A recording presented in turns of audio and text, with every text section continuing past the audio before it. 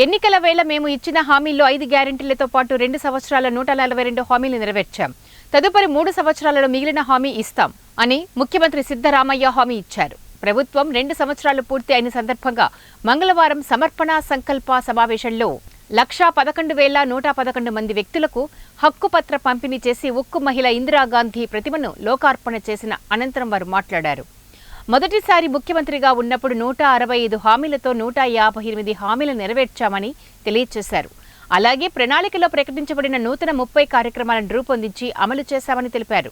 BJP ఎందుకు ప్రకటించిన పథకాలను ప్రజలకు అందించకుండా అబద్ధం చెప్పుకుంటూ తిరుగుతున్నారని ప్రశ్నించారు. 300 ಕೋಟಿ ಕೊಡ್ತೇವೆ ಅಂತೇಳಿ ಘೋಷಣೆ ಮಾಡಿದ್ರು. ಆದರೆ ಬಜೆಟ್ನಲ್ಲಿ ಘೋಷಣೆ ಮಾಡಿದ್ರು ಕೂಡ ₹1 ಬರಲಿಲ್ಲ. ನಿರ್ಮಲಾ ಸೀತಾರಾಮನ್ 2 ಬಾರಿ ಭೇಟಿ ಮಾಡಿದೆ, ಮನವಿ ಕೊಟ್ಟೆ,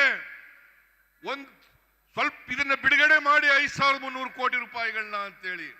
ಅಷ್ಟೇ ಅಲ್ಲದೇನೆ ಬಸವರಾಜ ಬೊಮ್ಮಾಯಿ ಅವರು ಅಂದಿನ ಮುಖ್ಯಮಂತ್ರಿಗಳು 23-24ರಲ್ಲಿ ಮಂಡಿಸಿದಂತ ಬಜೆಟ್ನಲ್ಲಿ ಅದನ್ನ ಪುನರುಚ್ಚಾರ ಮಾಡಿದ್ರು.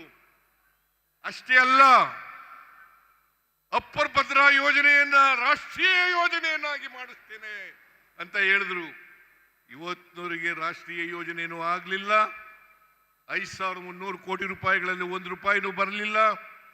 ಇದು ಕೇಂದ್ರ ಸರ್ಕಾರ ನಾವು ಮಾಡದಂತ ಅನ್ಯಾಯ. ನಾವು ಪ್ರತಿಭಟನೆ ಮಾಡಿದ್ದೀವಿ, ಸರ್ಕಾರ ಪ್ರತಿಭಟನೆ ಮಾಡಿದೆ.